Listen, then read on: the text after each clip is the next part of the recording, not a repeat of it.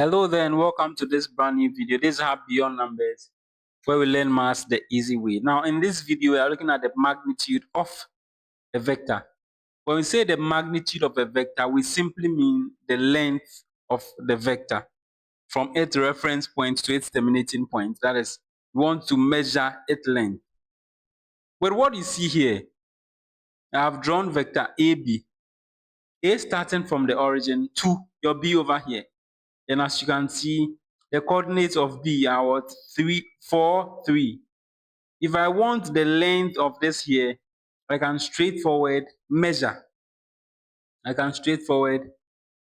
So as you can see, I'll just move my ruler towards where the line is, and then I do what? I now measure my vector. And as you can see, it is 5 units, whatever the unit might be. But we can't always draw to measure. Hence, there are formulas that we use to measure what? The magnitude of vectors. So let's make these assumptions here.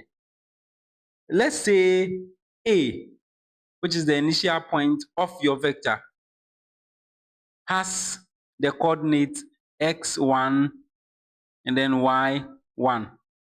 And then B, on the other hand, has the coordinates x2, y2.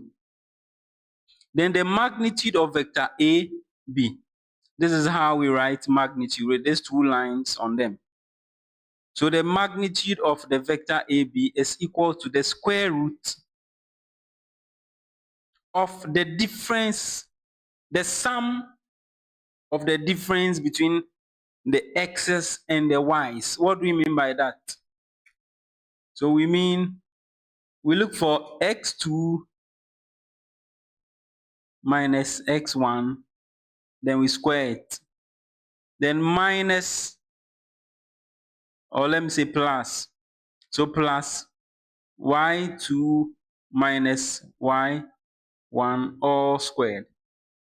So in other words, it is the sum of the squares of the differences of the coordinates, the corresponding coordinates. Or take your x here and then the x here, find their differences, and then you square it. Take this y here, take this y here, find their difference, and you square it. And then you now find the square root of it all. This here is the formula, but you can always rewrite it in this form, as I'm coming to do right here. You can always write it in this form here. So the most important thing that you should take note of is that at the end of the day, you are looking for the difference between the y values and the difference between the x values, and then you now square them and then find the sum. So let's take some examples so we see how this formula here is applied. But right before we do that, let's take note of this. So note, if it happens that you are given your vector not on the graph but then as component form, you see, so let's say you have A, B being equal to what? X, Y. You've not been given the X separately and then the Y separately. You have not been given that. Then the magnitude of AB is going to be equal to the square root of x squared plus y squared. Then you find the square root. Because this time around, you don't have x on its own and then y on its own. Everything is just xy. So it means all this has been simplified for you already. So to find its magnitude, just find the square of x value, the square of y value, sum them up, find their square root, and then that is all. So let's now look at some examples. So this question here says we have to find the magnitude of vector AB. We have to find the magnitude of vector AB if vector AB is what? 3, 4. And this is a very straightforward question, very basic one. So if you want our solution, if you want the magnitude of vector AB, we know the formula to be what? The square root of x squared plus y squared. You see, and we know what our x value is. This here is our x, and this here is going to be our y. So the magnitude of vector AB is then going to be what?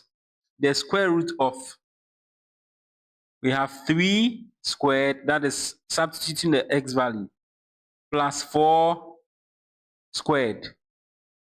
And 3 squared gives us, so not forgetting our square root, 3 squared gives us a 9, plus 4 squared on the other hand gives us a 16.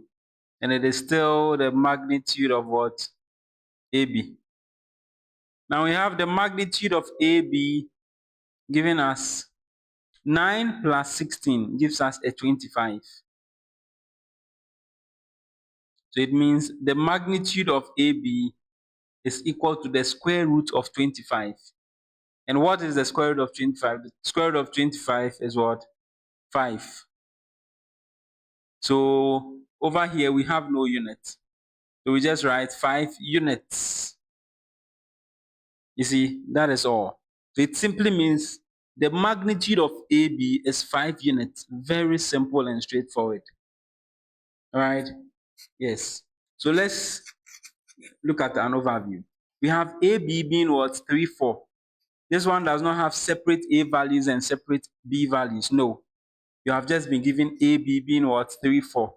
So you go straight forward and square them both, find their sums, and you evaluate. Okay, so in this question here, we have to find the magnitude of the following vectors, right? So we have x, which has 3, 4, and y, which has what? 5, 7. So unlike the previous one, this one has 2 points, you see? So we need to get their differences. What this means is we want the magnitude of the new vector, which is x, y, you see? And that is going to give us the square root of, we have the formula we used. So x2 minus x1, then we now square it, and then plus y2 minus y1, that also squared. If you're able to get this, we just evaluate to get our what? Magnitude. So what we need is what our x1 and then x2. So we can let this first one be what? X1, and this be our y1. Then for here we have our x2, and then this be our y2. So doing our substitution, that simply means our xy, or the magnitude of xy, is going to be the square root of x2. x2 is 5. So 5 minus x1, which is 3, plus y2. y2 is 7 minus y1, which is what? 4. Then squared. So we want to evaluate this. We have the square root of 5 minus 3 gives us a 2. So we have 2 squared plus 7 minus 4. It gives us a 3 squared. That being the magnitude of xy. So we now do our evaluation. The magnitude of xy is then going to be 2 squared, which is 4, plus 3 squared, which is 9, with our square root still underneath. So on it. So you now have x, y giving us 4 plus 9. That gives us a 13. So we have a square root of 13. Now, this becomes our final answer. The reason being that 13 is not a perfect square, so we wouldn't get let me say a counting number as our value. This is going to give us a decimal.